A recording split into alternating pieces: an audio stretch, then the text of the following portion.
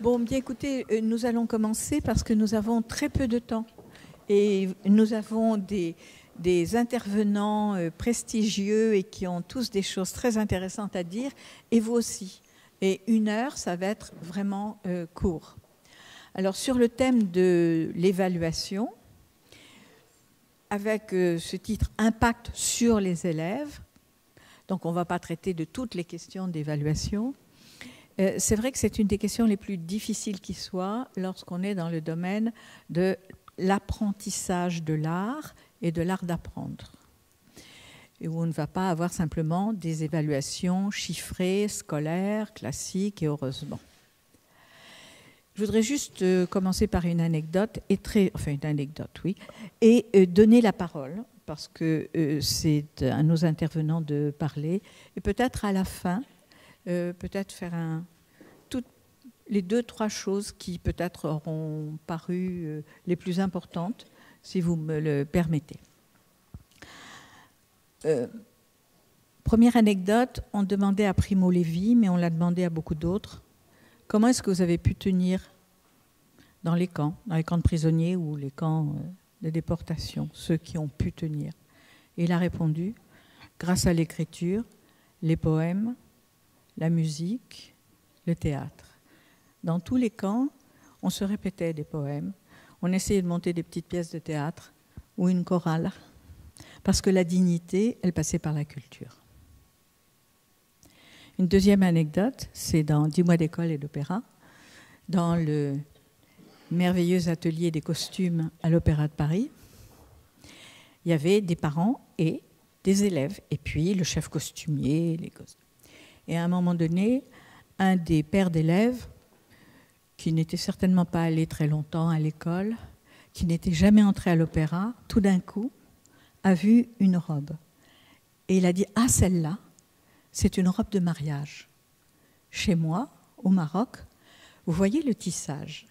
C'est ce qu'on appelle les lacs d'amour. C'est une robe de mariage et le fil d'or est tissé d'une certaine façon. » Et à ce moment-là, le chef costumier dit « Ah, mais c'est le costume de Scheherazade. » Il fallait voir le regard de l'élève regardant son père tout à fait autrement. Voilà, je n'introduirai pas autrement que comme ça, parce que les questions, vous les connaissez, vous les avez vues. Quelle est la légitimité à évaluer? Comment? Pourquoi? Qui? Donc toutes ces questions dont on va débattre. Et donc ce n'est pas tellement la légitimité en soi dont on va reparler, mais du comment. Donc il y a ici Alexis je vais y arriver, pardon. Alexis de l'Opéra de Paris, Catherine Perrotin, qui est directrice à l'IFE, adjointe à l'Institut français de l'éducation et qui a suivi l'expérience lyonnaise, Marc Fitters, qui est de Londres, mais qui travaille sur l'expérience de l'Opéra d'Aix, et avec sa collègue, Frédéric Tessier, qui va aussi parler de cette expérience de l'Opéra d'Aix. Mais pas seulement pour témoigner, mais pour réfléchir sur qu'est-ce que l'on peut évaluer et comment. Je vais commencer par l'Opéra de Paris. Ce n'est pas parce qu'on a beaucoup entendu parler de l'Opéra de Paris. Moi, ça fait 22 ans que je suis l'expérience de l'Opéra de Paris. Merci de me donner la parole. Donc très rapidement, parce que j'ai pas beaucoup de temps et qu'on a beaucoup parlé du programme 10 mois d'école et d'opéra, dont je suis l'un des 3 responsables pour le mettre en œuvre à l'Opéra de Paris. Sur cette question de l'évaluation, la première chose déjà, sur juste le programme, c'est la spécificité de ce programme, c'est qu'il est donc, vous l'avez compris, décliné sur 2 ans et inscrit au cœur des apprentissages scolaires, de la pédagogie. Parce qu'on demande vraiment aux enseignants que tout le matériau, toutes les ressources soient repris. Vous avez vu dans le film un exemple en cours de mathématiques. Voilà un exemple parmi tant d'autres. Donc sur l'aspect évaluation de ce programme, parce qu'on doit aussi rendre des comptes, Mais comme a dit Jacqueline sur l'anecdote de ce parent d'élève, il y a des choses qui ne vont pas être possibles de saisir par une évaluation chiffrée ou par un bilan écrit. Alors, je vais vous donner quelques outils qu'on utilise, nous, pour évaluer la mise en place des projets et l'évolution des élèves sur les 2 années. Donc, on demande un bilan chiffré, catégorisé en fonction de 4 critères aux enseignants, aux équipes pédagogiques de chaque élève, de les évaluer 3 fois durant le cursus, quand ils rentrent, l'évaluation initiale, à la fin de la première année et à la fin de la 2e année, sur 4 critères très simples sur lesquels je pourrais revenir ultérieurement. C'est l'évaluation de l'élève, c'est une évaluation relativement scolaire que les enseignants ont l'habitude de mettre en place. Ça me permet de rebondir sur l'aspect scolaire, c'est que 10 mois d'école, vous l'avez compris, est un bon exemple de ce qui est mis en place actuellement dans l'éducation nationale, c'est-à-dire que le parcours d'éducation artistique et culturelle, qui est devenu obligatoire, et qui est maintenant où la capitalisation de ce parcours est en train d'être mise en place avec des outils numériques, un outil qui s'appelle Folios, qui n'était pas fait pour ça, mais qui est repris pour pouvoir, comme les compétences du socle commun, que l'élève puisse capitaliser tout au long de sa vie son parcours d'éducation artistique et culturelle. Donc ça, c'était la première chose, les chiffres, des critères et une capitalisation possible de l'éducation nationale d'un côté et le bilan pour nous chiffré. Deuxième chose que l'on demande, c'est un bilan rédigé, plus subjectif, qu'on demande aux enseignants sur l'ensemble du parcours de l'année. Ça va de la relation à nous, les responsables, à l'artiste, aux structures de proximité dans lesquelles ils s'inscrivent, mais aussi, surtout, l'évolution des élèves, et c'est pour ça qu'on est là.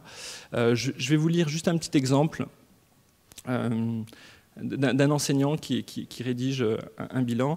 Cette mise en contact avec l'art ne s'est pas cantonnée à la musique, elle a donné lieu à une ouverture vers les autres grands arts. Dans l'ensemble, elle a permis de développer un registre émotionnel que les élèves sont peu habitués à expérimenter, penser et formuler. Donc ça, c'est juste un exemple. Enfin, on a plein on a 33 classes dans 10 mois d'école, donc on a 33 bilans. On essaye d'en faire des résumés utilisables. Ça me permet d'aller sur le 3e point, où vraiment ce programme pédagogique recherche un effet sur la maîtrise de la langue, de la langue écrite et orale. Vous l'avez vu dans le reportage où un élève pose des questions à Alain Deror, le responsable de la tapisserie, de l'atelier tapisserie. Donc évidemment, on leur demande de préparer ces rencontres, qu'elles soient réutilisées après. Et pour faire le lien avec ce que je vous ai lu du collègue, on leur demande vraiment de restituer l'aspect émotionnel qui est pas forcément très valorisé à l'école, surtout à l'écrit. À l'école, on transmet un savoir, on vérifie si le savoir est acquis, et on ne demande pas trop, à part les cours de lettres, de s'exprimer. Et là, on demande vraiment, c'est un projet d'école, un projet pluridisciplinaire, donc il n'y a pas que le prof de français qui peut s'approprier ça et décliner l'émotionnel dans ses contenus d'enseignement. Pour avoir une bonne idée des écrits des élèves, vous avez dans votre pochette du colloque un journal qui est en fait la restitution de certains écrits. Et vous pouvez lire certains des écrits. On essaie de les ranger au mieux, de les catégoriser, de les organiser au mieux. Dites-vous que ces élèves pourraient ne jamais avoir écrit des écrits de cette richesse-là. C'est soit des écrits bruts, soit des écrits retravaillés à la manière de... donc on laisse les enseignants vraiment s'approprier le substrat que l'on fournit avec les visites, les rencontres, les spectacles, les ateliers de pratique artistique, et qui est transmis dans ces écrits-là. Et vraiment, ça laisse la place à l'émotionnel qui est, encore une fois, sous-valorisé à mon avis, à l'école. Quatrième point, les spectacles. Vous avez vu aussi dans le film, il y avait 2 morceaux de spectacle à la fin. J'espère que là, vous avez vu les nez rouges, vous avez ressenti la même émotion que moi, la force de ce chant de malheur avec ces 4 classes qui chantaient ce spectacle. Pourquoi le spectacle peut être pris comme une évaluation? Parce que c'est la fin d'un parcours. Ça rassemble tout ce qui a été fait, et il faut bien donner des moments où on dit stop, on arrête, et il faut montrer le travail qui a été fait. Donc, et de voir ces enfants chanter, ça garantit qu'ils ont appris à chanter, qu'ils aient appris un répertoire. En plus, là, c'était un spectacle qui était labellisé par la Mission du Centenaire, donc en appui sur la Grande Guerre. Donc, ils sont appropriés en cours et dans ce qu'ils chantaient un répertoire qu'on chante plus, des chansons populaires du début du siècle. Donc, ça leur a donné aussi l'occasion de s'approprier ce répertoire. Donc, ces spectacles mettent en valeur certaines de nos classes de 10 mois d'école. C'est des spectacles gratuits et ils sont faits pour les familles. Donc ce que disait Claire tout à l'heure, de permettre aux familles de venir voir leurs enfants au spectacle à l'opéra, c'est franchir cette porte dont on parlait ce matin.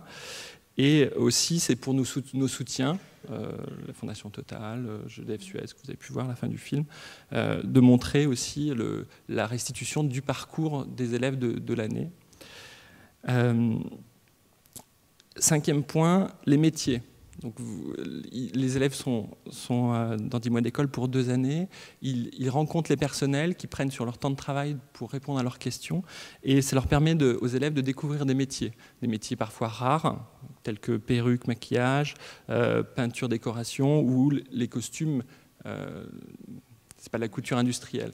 Et on a de plus en plus de lycées professionnels qui rentrent dans le programme, en lien avec les métiers qu'on peut trouver à l'opéra, et des élèves demandent à faire des stages, que ce soit en menuiserie, dans l'atelier menuiserie, ou là on a une école qui hygiène et environnement, en fait, le ménage, voilà, qui demande de faire des stages à l'opéra chez notre prestataire pour aussi être dans ce milieu-là. Voilà. Donc c'est ce lien entre école et aussi la découverte des métiers de l'opéra. Et donc le nombre, c'est un indicateur sur l'évaluation, le nombre de demandes de stage, le nombre d'élèves qui demandent à être embauchés aussi chez nos prestataires ou à l'opéra, ce qui dans la conjoncture actuelle est plus rare. Je vais être terrible sur le temps. Alors, alors, si je dois couper très vite, on réfléchit aussi à ce qui se passe après le programme.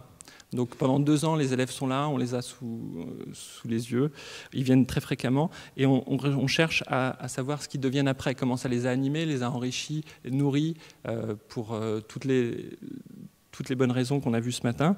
Donc il y a des indicateurs, le nombre d'élèves qui continuent dans des associations à pratiquer une activité artistique, à intégrer des conservatoires comme les violonistes, ou le chant, ou le théâtre, le nombre d'équipes pédagogiques qui continuent en lien avec les structures de proximité ou les associations, parce que nous, on peut financer les ateliers de pratique artistique, après 2 ans, ça s'arrête, et aux équipes d'aller vers les associations pour continuer des partenariats, à trouver des financements, à trouver... Voilà. J'espère qu'on leur a donné des bonnes habitudes et qui continuent. Donc il y en a qui continuent, pas tous, malheureusement. Et on cherche aussi à ce que sont devenus les élèves. Donc on réfléchit à mettre en place des outils numériques pour pouvoir suivre les élèves sur plusieurs années. Pourquoi pas les réseaux sociaux. Voilà. 2 petits points, très vite. Un autre indicateur, les parents. Le nombre de parents, on ouvre, pour revenir sur l'anecdote de Jacqueline, on ouvre le Palais Garnier aux parents, on fait des visites par académie. On a 800 parents qui viennent chaque année. Voilà, donc c'est un indicateur. Et dernière chose, on a le spectacle que vous avez vu où ils avaient les nez rouges, c'était un spectacle d'ouverture nationale. Donc on était en coproduction avec l'Opéra de Reims, l'Opéra de Nancy, et en 2008, il y avait déjà un premier projet européen. On réfléchit actuellement à mettre en place un second projet européen pour, comme 10 mois d'école considéré un peu comme un modèle, de dire que ce n'est pas unique et que tout le monde peut se l'approprier et qu'on peut le partager. Il suffit juste d'aller vers les autres, les structures s'ouvrent, il suffit de taper aux bonnes portes. Voilà. J'ai terminé. Merci beaucoup. Là, il y a évidemment 20 ans d'expérience, les moyens de l'Opéra de Paris, les métiers d'art de l'Opéra de Paris, c'est tout ça qui est derrière.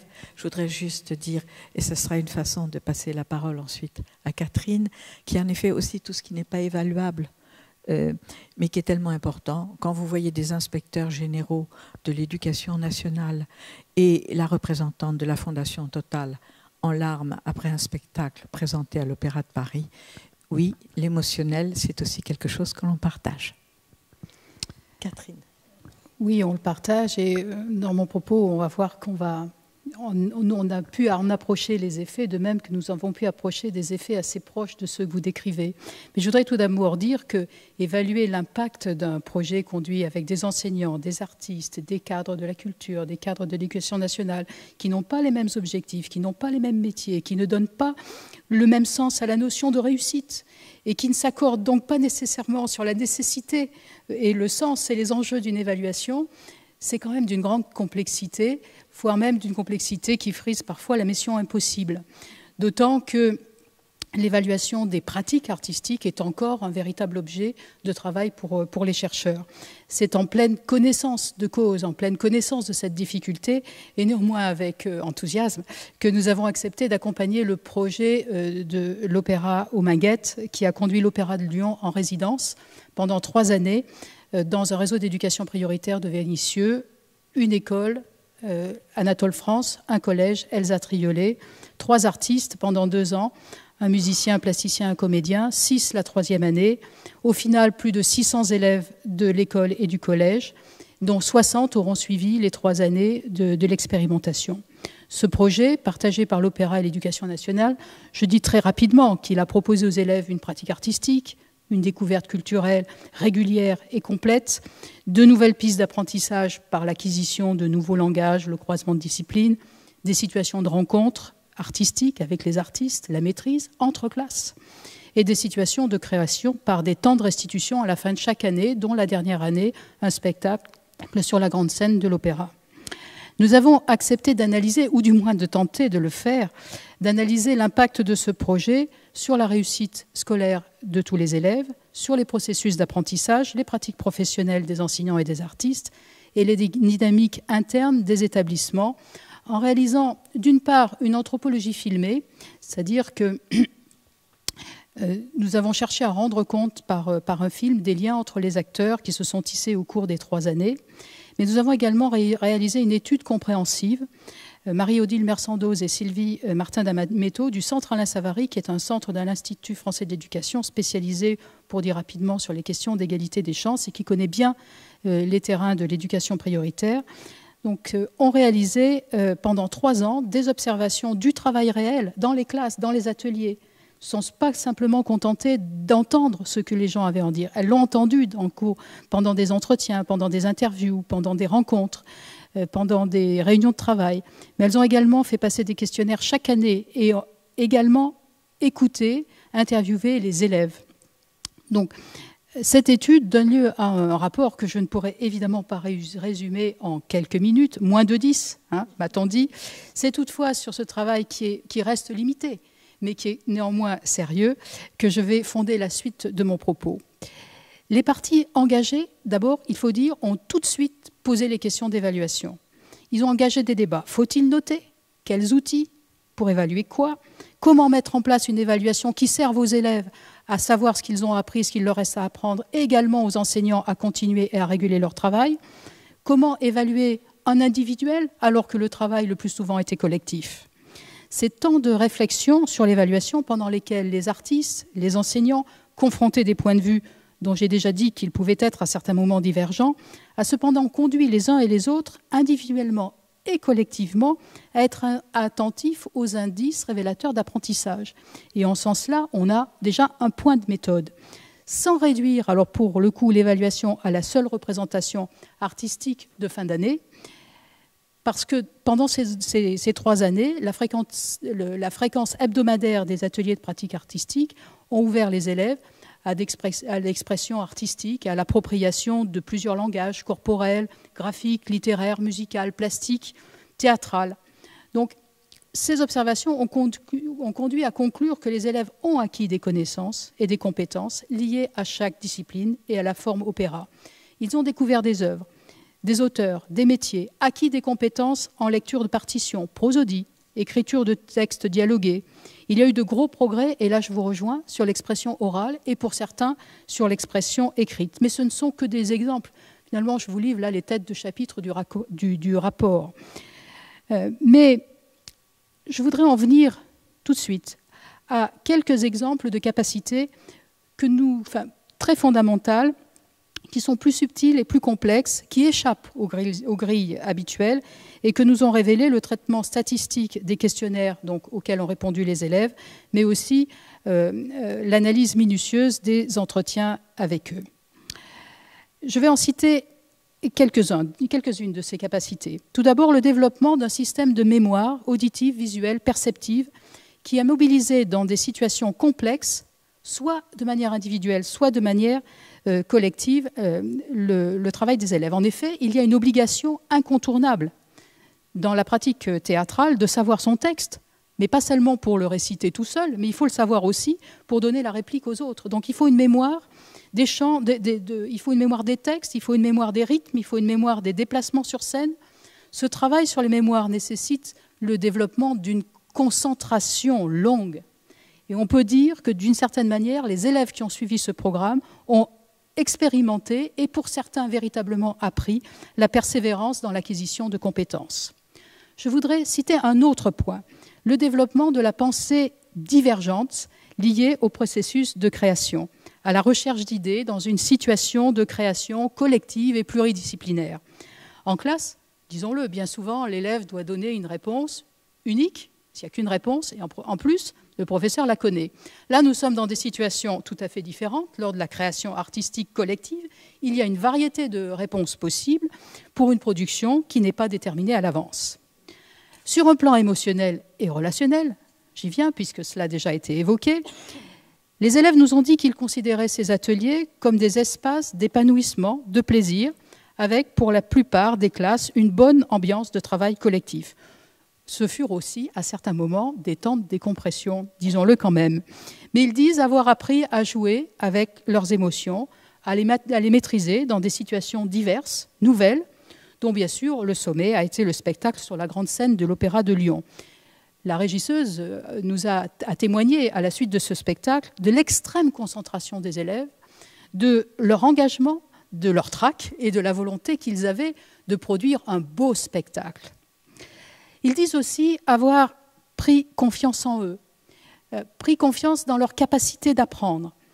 Les élèves nous disent avoir acquis au cours des 3 années une conscience de la responsabilité et de leur responsabilité dans l'engagement individuel au service d'une réalisation collective. L'aventure du savoir est une aventure collective, dit Jacques Bernardin, mais ils l'ont expérimenté, semble-t-il, au cours de ces années. Lorsqu'on leur demande ce qui est important, au final, dans l'opéra à l'école, ils répondent que c'est avoir confiance en soi et en ses camarades, être coordonné, et quand on fait une faute, improviser, connaître son texte par cœur et ne pas stresser ni soi-même, ni les copains et les copines. La lucidité, finalement, des élèves sur leurs apprentissages et sur les progrès qu'ils ont accomplis en 3 ans est aussi à mettre sans doute en lien avec ce projet qui a poussé des élèves à être spectateurs du travail des autres, leur a appris à être spectateurs du travail des autres et par conséquent leur a peut-être donné quelques éléments pour être spectateurs et pour apprécier ce qu'ils savaient faire eux-mêmes. Même dans les moments de dialogue, de remise en question, parce qu'il y en a eu au cours de ces 3 années, les élèves, alors que les élèves s'interrogeaient au collège, souvent en 5e, sur le sens de ce projet au regard de leur futur métier, on a pu observer comment, collectivement, ils dépassaient cette opposition par leur capacité à argumenter, parfois de manière assez franche, disons-le, et on a pu observer aussi leur engagement dans la réussite de ce projet. Confiance en soi, gestion des émotions, qualité d'argumentation, aptitude à analyser ses progrès, conscience de la responsabilité individuelle pour faire réussir un collectif, pensée divergence, mémoire, sans qu'il soit bien sûr fondé d'attribuer ces compétences au seul projet opéra à l'école et de les corréler à ce seul projet. Ces compétences dont nous avons observé le développement sont nécessaires à tout apprentissage, qu'il soit scolaire, professionnel, je dirais même, ou même citoyen, et ce sont probablement même des prérequis pour accéder à ces apprentissages. Alors, je dirais que, je termine, qu'au final, après cette étude, après ces observations longues, mais encore une fois, au regard de cette expérience, de cette seule expérience, l'Opéra à Lyon, ce que nous pouvons dire, ce que nous avons observé, nous a convaincus que ce projet est complexe, séduisant, exigeant, difficile, voire même très difficile à certains moments, a atteint ses objectifs et que les élèves, au fond, en sont conscients. Reste que la réussite d'un tel projet repose quand même largement sur l'engagement des acteurs, enseignants, artistes, celui des personnes qui les encadrent et qui les accompagnent. Et à différents niveaux, nous avons pu observer sur le projet Opéra à l'école cet engagement. Mais la réussite d'un tel projet repose aussi sur le sens que chacun lui donne. Sur le sens que chacun lui donne au regard de ses exigences professionnelles, on a vu qu'elles n'étaient pas les mêmes, au regard de son rapport à la culture, au regard de sa formation, ça a été cité tout à l'heure, au regard de ses propres ambitions et surtout, au regard de celles que ces acteurs nourrissent pour les jeunes, les élèves, pour les jeunes, pour les élèves, pour les jeunes, dont ils contribuent à construire l'avenir. Voilà ce que je peux dire à ce stade, mais il y a bien d'autres choses à dire. Merci. Merci parce que là, on voit combien il y a des convergences entre Lyon et Paris, hein, sur beaucoup de points. Et Catherine, tu as souligné deux choses sur la réflexion sur le sens. Le sens pour les élèves de ce qu'ils font dans l'expérience, mais le sens aussi des professionnels qu'ils sont avec les élèves. Et en t'entendant, je pensais au terme de distanciation que Bertolt Brecht utilisait pour l'art du théâtre. Et je dois dire que j'avais vu le Berliner Ensemble il y a très longtemps. C'est-à-dire qu'on fait, on s'engage, on s'implique, on développe ses compétences et en même temps, et c'est vraiment ce que l'école devrait faire tout le temps, on développe un regard critique sur ce que l'on fait et on établit la bonne distance pour pouvoir travailler ensemble. Donc, merci beaucoup. Et alors, vous avez vu, hein, vos prédécesseurs, ils tiennent le temps. Alors, Marc. Alors moi, le point de vue que j'amène, c'est un petit peu différent, peut-être à cause de mon nationalité. Je suis britannique. Ça veut dire que chaque jour que je suis ici en France, je tue un peu la langue française, malheureusement. J'essaie pas le tuer trop. Mais plus important peut-être, c'est que nous avons une tradition dans notre pays des gouvernements qui aiment beaucoup les arts, mais aussi qui n'aiment pas donner ni un sou aux arts. Alors ça, c'est une difficulté. Peut-être c'est quelque chose qui arrive plus en plus ici en France. Dans des autres pays, une crise économique, ça a beaucoup d'effets aux arts, à toutes les disciplines. Alors pour nous, il y a longtemps, il a fallu toujours chercher les financements pour faire notre travail. Alors ça a toujours impliqué très fort, c'est une implication énorme, l'évaluation. Il a fallu toujours une justification très forte de chaque action qu'on veut faire. Ou pour le petit peu d'argent que le gouvernement donne, ou pour le mécénat ou pour les fondations caritatives, pour tout le monde. Il a fallu toujours le justifier. Et je ne veux pas du tout dire que ça c'est négatif. Il y a des conséquences difficiles parce que ça prend le temps. Ça prend beaucoup de temps. Et ça c'est difficile. Peut-être ça c'est le temps qu'on peut mieux donner aux arts directement. Mais par contre, pour moi, comme artiste, que moi je dois justifier chaque action que je fais, que je veux faire, que je rêve de faire, ça pour moi c'est très important et c'est très utile. Alors je ne suis pas du tout contre l'évaluation, pas du tout, mais il y a un effet de ça sur l'art qu'on fait. Et surtout, il y a des tensions entre l'évaluation et l'art qui arrivent souvent. Je veux bien, si quelqu'un ici a des moyens pour éviter ces tensions, je serais ravi d'apprendre comment. Premièrement, peut-être, le succès d'un projet. Le succès d'un projet, c'est quoi ça? Je rappelle un projet qu'avec le LSO, London Symphony Orchestra, on a fait au Festival d'Aix, une collaboration entre l'orchestre et le festival. C'est un projet qui doit rester anonyme parce que presque tout le monde le détestait, sauf nous qui faisions le projet, mais on détestait le projet. Alors, 2 ans après, on a fait un projet, un petit parallèle, que tout le monde adorait. Oh.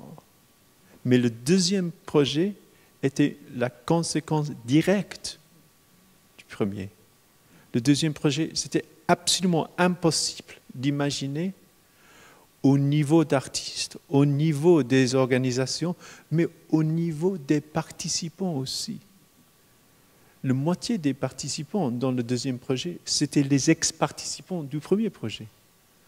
Alors, comment évaluer le succès ou non d'un projet?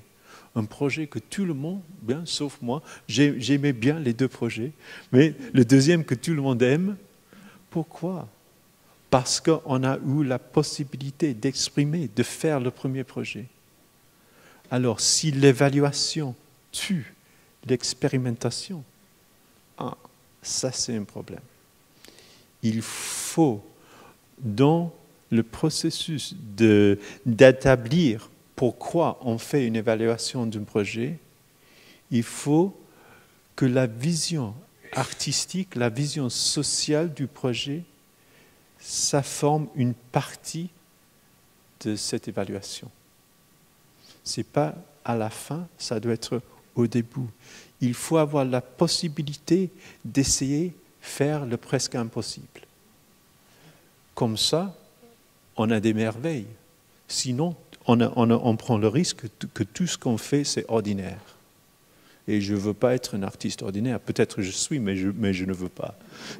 Ça c'est clair. Alors ça, c'est une des tensions. Il y a plusieurs.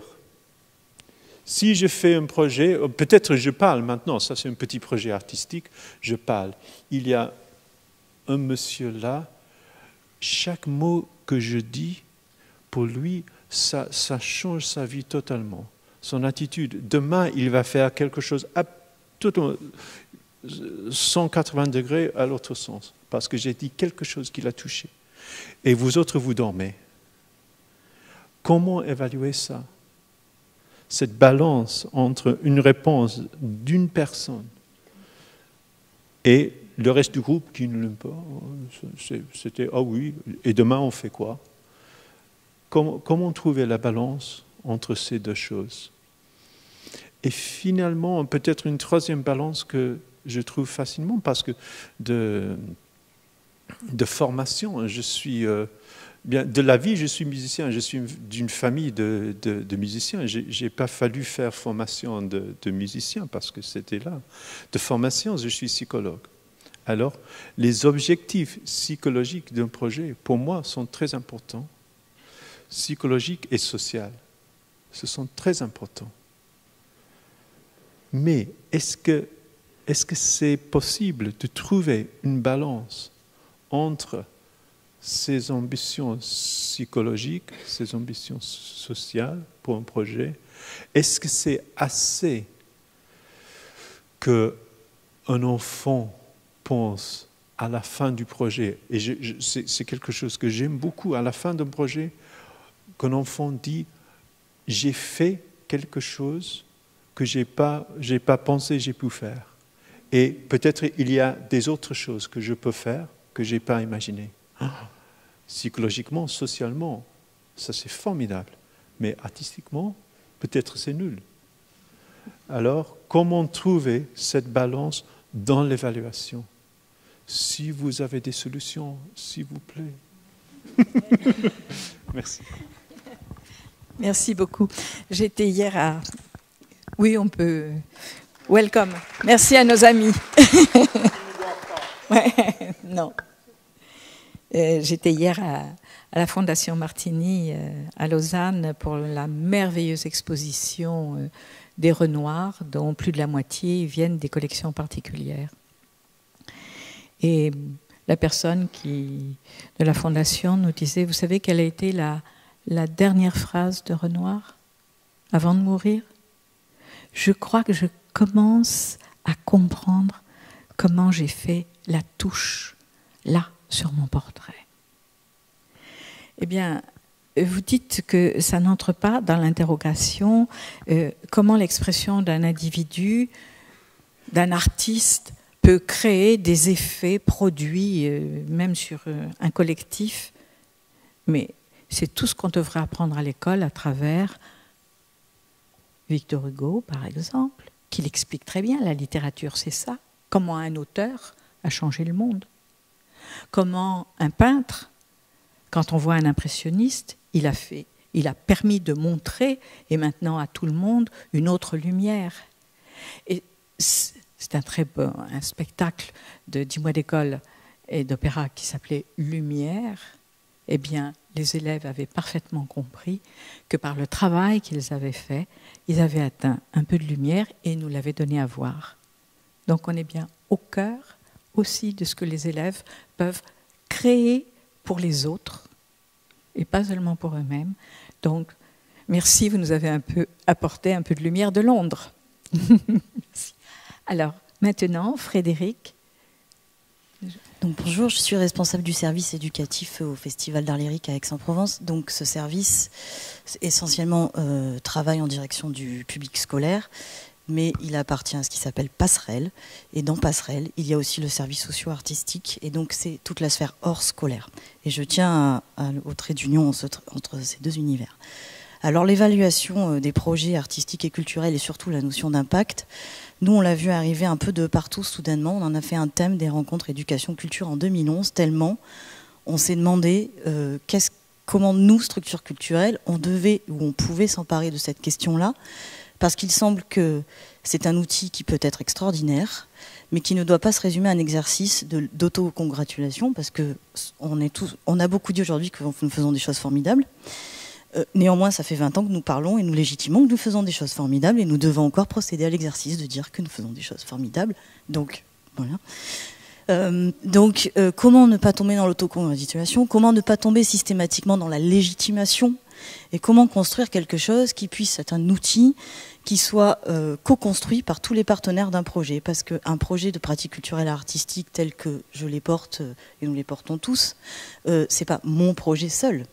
Je le construis avec des enseignants, une collectivité locale, une médiathèque, une dynamique territoriale aussi qui m'aide à mettre en œuvre ce que je fais, et des élèves et des artistes. Très souvent, dans la question des protocoles d'évaluation, d'ailleurs, les artistes n'apparaissent pas. Enfin, ils ne sont pas consultés dans l'évaluation, dans la rédaction du questionnaire, par exemple. Mais c'est un autre aspect. Et donc, voilà, comment cet outil d'évaluation peut vraiment nous servir à être quelque chose qui dépasse la question de la légitimation de on travaille dans le sensible, c'est hyper important, et on accumule des questionnaires qui parlent de l'estime de soi, de la confiance en soi, qui ne soit cantonnée que à la culture, alors que peut-on être créatif en faisant des mathématiques? Et peut-on gagner de l'estime de soi en réussissant des mathématiques? Je pense que oui. Donc ne nous résumons pas juste à nous, on agite ce sensible et c'est hyper important et c'est constitutif de ce qu'on doit faire. Et ce qui m'intéresse du coup dans ces processus, c'est la communauté de compétences mise dans la construction d'un projet culturel qui construit un langage commun et une culture commune. C'est-à-dire que ce qui est intéressant dans le projet même, c'est le projet lui-même dans son fait d'exister, d'être mis en acte par plusieurs partenaires et de résoudre cette complexité d'attentes et d'objectifs et de savoir les conjuguer.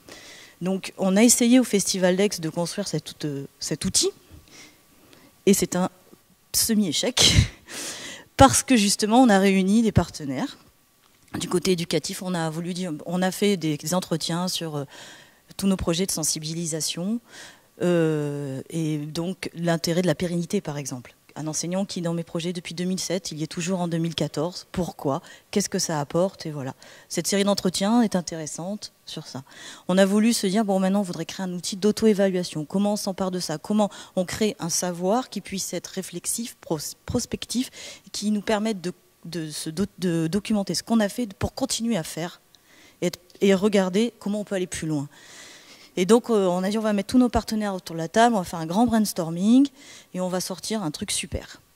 Et donc, on a réuni tout le monde. Alors, on a fait venir un partenaire extérieur parce que personne ne se sent légitime de diriger ça. On croit tous qu'on ne sait pas.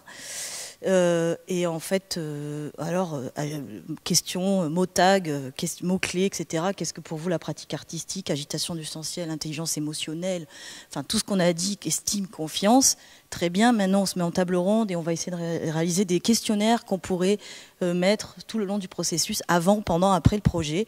Première question, qu'est-ce que tu as appris du compositeur? Qu'est-ce que tu sais de ce projet? Et donc, quelle relation avec tout ce qu'on venait de dire? Et donc, en fait, on est encore dans la dualité des effets intrinsèques et des effets extrinsèques du projet. Comment à un moment on dépasse ce dos à dos de ce qu'on fait va nourrir l'éducation nationale, et etc. Comment on élève le débat pour garantir que le projet culturel, la mise en œuvre du projet est une mise en œuvre utile dans un terrain sociétal, social, et que ça met en marche des fonctionnements, des démarches qui sont transversales, et que cette transversalité, justement, amène à parler un peu un langage commun, que ce soit au niveau des élèves dans leur classe face à un artiste, au niveau de moi quand je parle à mes enseignants, ou avec l'artiste, ou avec une institution. Voilà, on est obligé à un moment de faire des consensus, de parler un langage commun, mais on travaille quand même tous dans le même sens. C'est quand même de partager du beau, de la connaissance, du savoir, et d'en créer aussi de l'acquis et des compétences. Il ne m'intéresse pas, moi, dans mes projets, seulement de dire qu'ils ont fait un truc magnifique, que c'est super, mais il m'intéresse aussi de savoir que j'appartiens à une capitalisation d'acquis et de compétences. Voilà. Donc je revendique une évaluation qui nous élève et qui nous sort du gué, de nous sommes que du revers du sensible, et qui mette tout le monde autour de la table.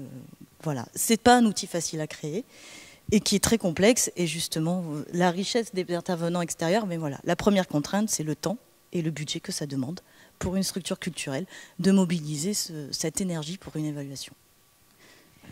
Merci infiniment. Je pense que vous avez tous remarqué qu'on a travaillé en amont pour faire une table ronde qui mette vraiment en exergue les complémentarités, mais au fur et à mesure, on voyait de nouvelles questions posées et qui rejoignaient les autres. Mais on a terminé en beauté avec Frédéric, parce que comment retrouver une culture et un langage commun à travers la pratique de l'art? Voilà, belle question. Donc maintenant, vous vous rendez compte, on a tenu le temps en plus. C'est parfait. Donc, quelques questions de la salle. Vous aviez de quoi nourrir, là, vos réflexions. Oui. Bonjour, Virginie de Crozet, Festival d'Avignon. Une question à Madame Perrotin. Vous avez parlé d'un rapport. Est-il diffusé, ce rapport? Super.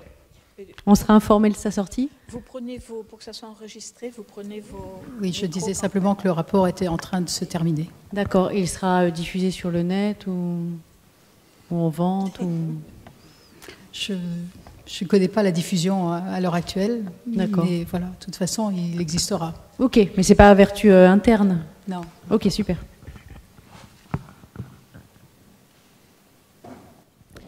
Jacques Ferchaud, inspecteur pédagogique régional d'éducation musicale. Je voudrais réagir à une des premières réflexions. Madame, je ne me souviens plus de votre nom ou de votre Costalascu, j'en ai pas eu beaucoup, hein, parce que j'ai introduit surtout les autres. Oui. Et je voudrais casser une image que vous avez semblé donner, mais tout à fait involontairement, hein, de ce que peut être l'éducation nationale. Vous avez parlé et vous avez associé à évaluation scolaire et chiffrée. J'aimerais revenir là-dessus parce que ça rejoint les propos qui ont été faits tout à fait en fin de tour de table, même si c'est une demi-table, qui était cette relation qu'on pouvait avoir beaucoup plus forte entre, je vais simplifier, entre le monde artistique et le monde de l'éducation nationale, puisqu'il s'agit bien de cela, puisque nous nous adressons à des élèves. J'aimerais dire d'abord que l'évaluation scolaire n'est pas forcément chiffrée. Et j'aimerais que l'on sorte de ce schéma et que on nous aide justement, nous les enseignants et nous les cadres, à transformer cette école qui cherche à passer de cette notation dont vous avez parlé très rapidement à une réelle évaluation. Et en écoutant les 4 intervenants, je m'aperçois qu'effectivement, on est sur les mêmes champs. Mais on a encore cette approche scolaire des choses. Et je connais un peu Madame Catherine Perrotin, et j'ai apprécié hautement votre analyse, votre regard et votre analyse. Mais en percevant une sorte de mise à l'écart, en quelque sorte, ou de conséquences de ces actions sur des gestes que l'on attend des élèves. Et vous les avez soulignés, vous les avez précisés, et c'est bien cela qu'on cherche à développer chez nos élèves. Et j'en terminerai en me posant la question, mais qu'est-ce qu'on évalue finalement? Qu'est-ce qu'on évalue? Que l'on soit artiste, ou que l'on soit enseignant, ou qu'on soit les deux ensemble comme partenaires. Et peut-être que, avant de poser la question de l'évaluation, parce qu'une évaluation, elle va rechercher des indices de ce que l'on a cherché à construire. Donc finalement, quels sont les objectifs qu'on a poursuivis? Et est-ce qu'on a suffisamment précisé cela? Est-ce qu'on précise suffisamment dans chaque projet les objectifs réellement poursuivis? Est-ce que c'est une rentabilité? Vous avez parlé de l'aspect financement des choses, bien sûr, oui. Est-ce que c'est construire un public pour le futur? Ou bien est-ce que c'est construire la personne humaine qui est dans tout élève? Et les réflexions que l'on a actuellement à l'éducation nationale, et notamment cette réécriture du socle, qui est très importante. Et la commission de l'évaluation. Oui, mais la réécriture du socle et le projet, je prendrai simplement un des premiers domaines. Auparavant, on parlait de piliers. Il y avait 7 piliers, et le Conseil supérieur des programmes propose 5 domaines. Je termine. Je vous vois regarder la montre. Le premier domaine, et il nous concerne tous, les langages pour penser et communiquer. Eh bien, les éléments que vous avez évoqués les uns et les autres, des 4 intervenants, vous êtes allés sur ces champs-là. Qu'est-ce que l'on développe chez nos élèves pour leur apprendre à penser et à communiquer? L'art est un des éléments pour développer cette communication. Merci. Alors, je pense qu'il va y avoir des réponses. Je commence. D'abord, Catherine. Peut-être. Je vous rejoins tout à fait. L'extrême difficulté de l'évaluation, c'est que les objectifs, comme je le disais, tout le monde n'a pas les mêmes objectifs, ne donne pas le même sens à l'évaluation, n'a pas les mêmes enjeux non plus. On sous-estime souvent les enjeux de l'évaluation pour les uns ou pour les autres. C'est pour ça que je ramenais au final sur le sens du projet, le sens que le projet peut avoir pour les différents partenaires. Et c'est vrai pour les activités artistiques, mais c'est vrai aussi pour toute autre activité qui se déroule dans un cadre partenarial. Et il y a d'autres situations de même nature. Alors ramener, bien sûr que ce que je vais évoquer là, c'est on est loin de la note, on est sur la constatation, sur l'analyse fine des réponses et des observations qui sont faites le plus souvent collectivement, certes par les chercheurs qui étaient sur place, mais aussi par le collectif d'acteurs qui a suivi cette expérience tout au long de l'année. Et voilà, je voudrais dire aussi que parmi les acteurs de l'évaluation que vous avez cités, il y en a un sur lequel nous nous sommes appuyés, ce sont aussi les élèves, c'est-à-dire les bénéficiaires de l'évaluation. Et là, ils nous ont appris beaucoup. Ils nous ont appris beaucoup sur le sens, sur ce qu'ils avaient appris, sur leur capacité à savoir ce qu'ils apprenaient et à comprendre, eux, au final, le sens du projet, le sens que ce projet avait pour eux-mêmes, pour leur avenir, pour leurs parents, pour leur insertion. Alors, tout n'est pas tout beau, tout rose. Hein. Je partage aussi votre avis sur le fait que on apprend des imperfections d'un projet, on apprend de ses difficultés. Voilà.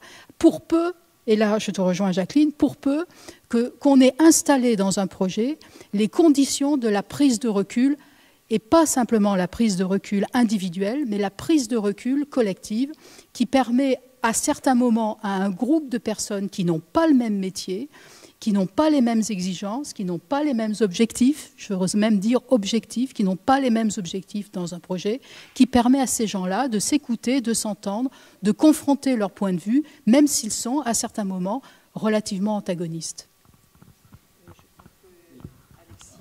Je vais prendre le contrepoint, en fait, pour vous relater une histoire. Une chef d'établissement, une principale de collège, a insisté, a fait des pieds et des mains auprès de la maison des examens de l'Académie de Paris pour que soit inscrit dans le diplôme national du brevet, dans le DNB, en tant que note de découverte professionnelle, le projet de la classe opéra. Parce qu'il venait, il rencontrait les personnels, il découvrait des métiers.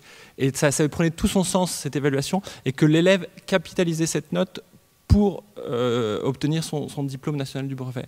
Donc, on a parlé d'évaluation extrinsèque, d'indicateurs. Voilà. Il y a aussi cette évaluation-là qui valorise la réussite, en plus de la maîtrise de la langue, en plus de tout ce qu'on a dit, qui valorise la réussite concrète à un diplôme national, qui est le premier, du diplôme national du brevet.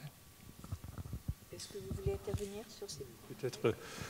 Je ne sais pas en français, en anglais, en la langue anglaise, il y a deux mots différents, education and training.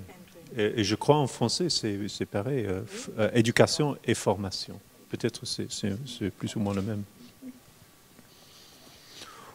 Souvent, quand nous parlons de l'éducation, honnêtement, nous parlons de la formation.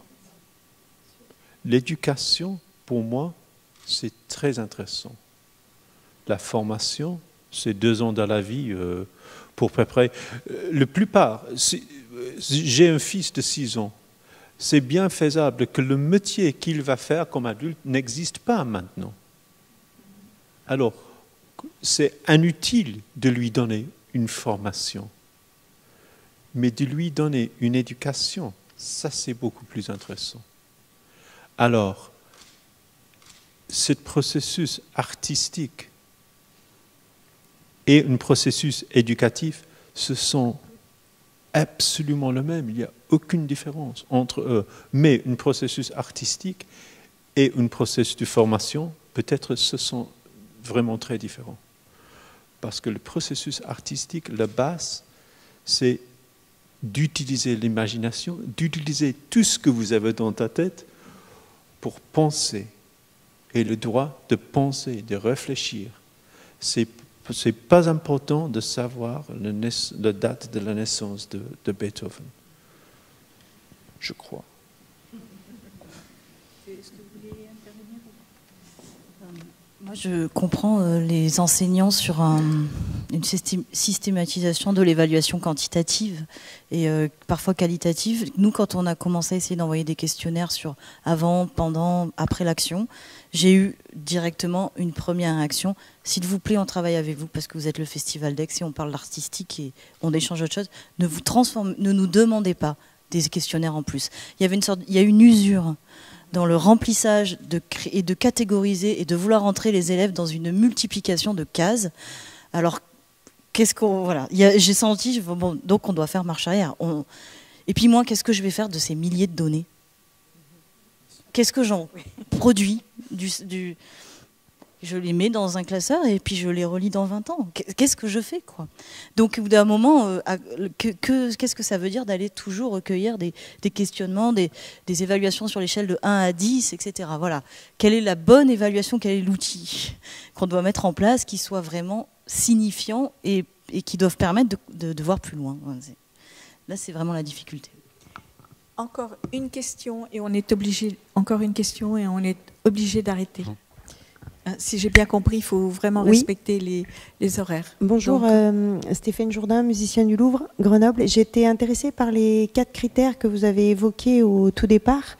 Vous disiez que vous aviez établi 4 critères simples par rapport à l'évaluation des élèves. Et je me demandais à la fois quels étaient ces 4 critères et comment vous les aviez établis. Parce que pour arriver à 4 simples, on se dit comment vous êtes arrivé là? Est-ce que c'était avec les enseignants, etc. Il y en a un peu plus de 4. Il y a 4 grandes thématiques. 10 mois d'école, on est 3 enseignants responsables du programme. Donc nous sommes des enseignants. Et ces critères ont été établis en comité de pilotage. C'est le comité qui pilote le programme 10 mois d'école. Donc avec les DAC, avec les 3 DAC des 3 académies franciliennes, l'équipe de 10 mois d'école, les 3 enseignants, et l'Opéra de Paris. Donc ces critères, on a essayé de les rendre les plus lisibles et les plus chiffrables possibles, parce que on demande aux enseignants de mettre des chiffres de 1 à 4 pour que ça soit simple, pour que ça ne soit pas une usine à gaz, pour que ça soit exploitable, pour qu'on puisse les compiler après, pour qu'on puisse en faire malheureusement des beaux fichiers Excel avec des beaux camemberts pour qu'il y ait des choses visuelles aussi. Donc les 4 grandes familles sont l'acquisition de compétences sociales et civiques. On rejoint les piliers du socle commun. Hein. Enfin, les compétences, maintenant, les domaines de compétences, pardon, 5 domaines de compétences. Le développement de la personnalité, la réussite scolaire et la sensibilité à l'art. Et chacune se développe, il y a des sous-items, par exemple, l'exactitude, assiduité, respect des règles, respect de l'autre, ouverture d'esprit, ça c'est pour la première, confiance en soi, prise d'initiative, capacité d'autonomie, créativité, esprit critique. Donc on demande aux enseignants, alors dans le primaire c'est l'enseignant avec les PVP à Paris ou les autres intervenants, de faire ça en équipe.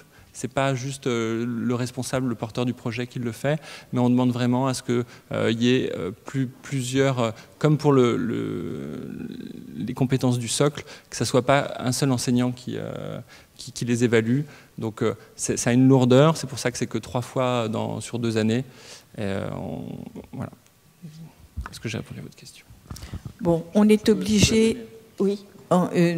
Évidemment, s'il y a des demandes d'ailleurs de compléments sur les rapports, les dossiers, enfin, vous avez déjà des choses dans votre, j'allais dire la mallette. Non, c'est pas une mallette, c'est un sac que l'on vous a donné.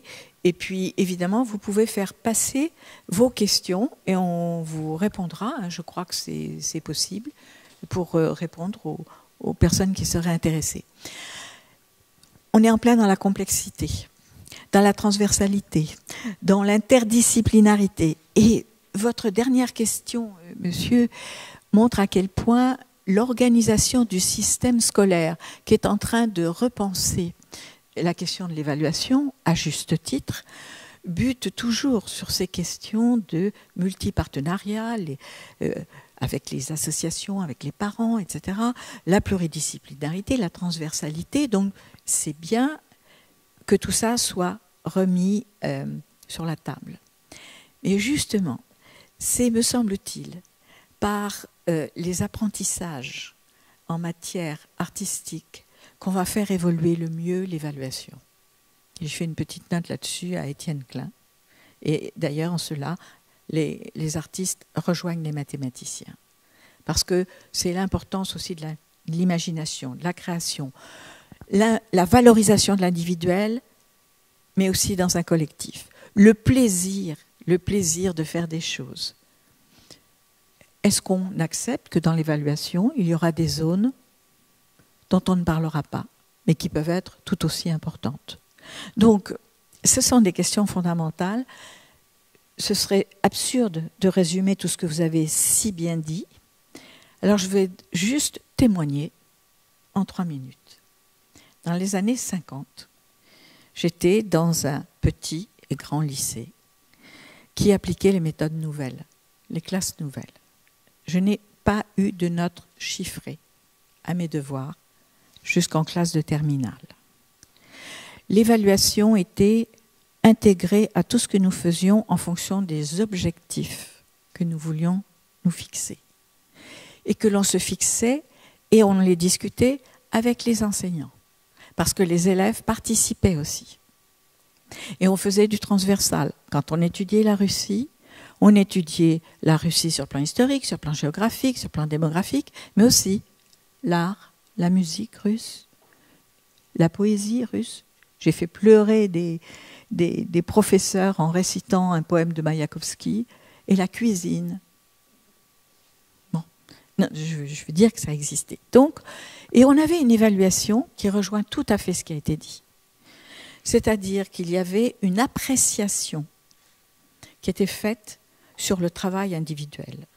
Mais comme on travaillait aussi en équipe, il y avait une appréciation sur le travail en équipe, une auto-appréciation de l'élève et une auto-appréciation de l'équipe dans laquelle il travaillait. Quand on faisait du dessin, on partait avec nos chevalets, nos peintures, et on allait dessiner ou faire des choses, l'église du coin, le lac, etc. Quand on faisait du latin ou des mathématiques, on les faisait parfois assis sur des troncs d'arbres. Je vais terminer. Pourquoi cette expérience ? On venait des États-Unis, d'Angleterre, de Suède, de l'Union soviétique pour voir ce qui se faisait en France. Il y a des milliers d'élèves qui en ont participé. On a fait l'évaluation, y compris 30 ans après, de ce qui s'était passé. Donc dans l'évaluation aussi, quels sont les obstacles ? Ça, on n'en a pas parlé. Bien être clair sur les obstacles à l'évaluation. Parce que là, les obstacles, ils étaient clairs. Quelques parents d'élèves, pas la majorité, mais quelques parents d'élèves voulaient des notes. Parce que là, c'était sérieux. Il faut bien dire qu'il y avait quelques syndicats d'enseignants qui pensaient que ça demandait aussi du travail en dehors des heures qui étaient payées et que le travail collectif n'est pas payé dans l'éducation nationale. Donc ça posait problème. Et puis, ça a été aussi, on disait que c'était une expérience qui coûtait cher. Seulement 30 ans après, on a vu ce que sont devenus les élèves des classes nouvelles. Ben franchement, il n'y avait pas de décrocheur. Merci.